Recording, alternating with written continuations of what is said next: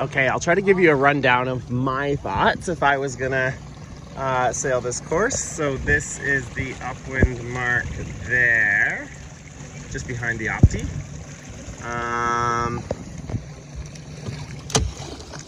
So we've got land on the right, which doesn't inherently mean anything. Land on the left sometimes means that the left is more likely to pay because of the Coriolis effect in the northern hemisphere. But land on the right could be important or it might not be important. So there's a question mark there. There could be shifts coming off the land on the right because we're closer to the land, but not necessarily.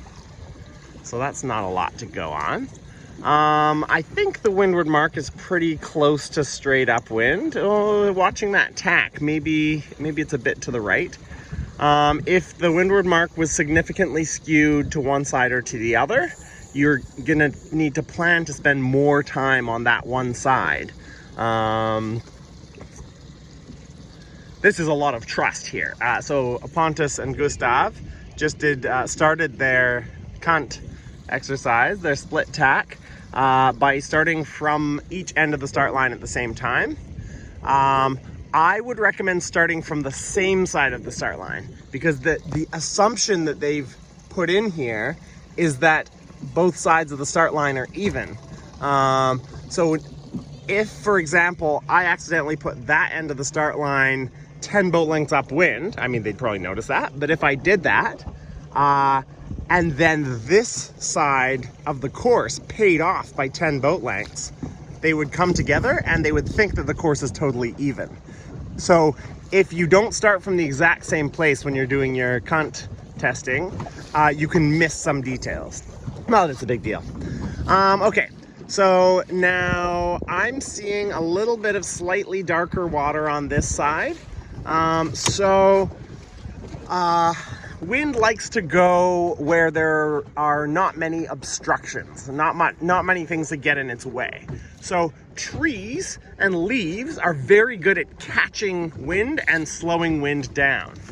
So it could make sense that more wind is going to come down through the middle of the course with maybe a little bit of left in here. I don't see anything in the sky. There's some very high clouds that don't usually affect racing. And we know from past experience that this is a shifty venue. So my prediction is that we're gonna mostly have pressure coming from the left, and then we're gonna have some fluky shorter shifts coming in from this hill and the shore that's a bit closer on the right. So if in doubt, go left and then see if you can pick up any shifts from the right. It's important to make predictions like this and then let yourself get corrected when they're wrong. And then try to figure out why they're wrong, and then maybe you can learn something from it. So here's another cunt split tack. So that's actually making it look like there's a lefty right now, a left-hand shift relative to what I had as the course axis, the course angle. So that's interesting. Very important to debrief each other when you meet at the top of the course to tell each other what you found out.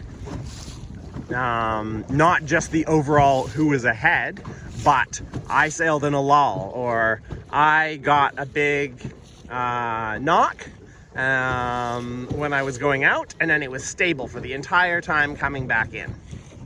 Anyway, another important thing to try with split tacks with Kanterna is to figure out who has better boat speed. So if you have a lot of time to prepare before the start, it can be worth both lining up parallel before you do the split tack to see if someone's consistently faster. And then if they're, consistently getting 2 boat lengths every 2-minute split tack, then you can sort of factor that into your equation. Got a really good conversation here going after the split tack. I didn't actually talk to them to find out what their information was, but it looked from outside like they were all quite even. And I think what they're discussing now is how they could have been even when they had so many changes. So another split tack, I think between Thomas and Carl, was pretty even, but both of them got knocked. Both of them got headed on the way out. So unstable conditions, no surprise there. Oh yeah, and yet another split tack, or maybe I already mentioned this, was Gustav and Pontus found more pressure on the left, which goes along with my theory. But you don't want to get sucked into confirmation bias. So just because you thought something and you get a small piece of information that sort of confirms it, doesn't mean it's an ironclad certainty. So remember that if you actually wanted to have real information, you would need to test over a longer period of time with lots of boats collecting reliable information. And all you get with a split tack, with the Kant drill, is one snapshot.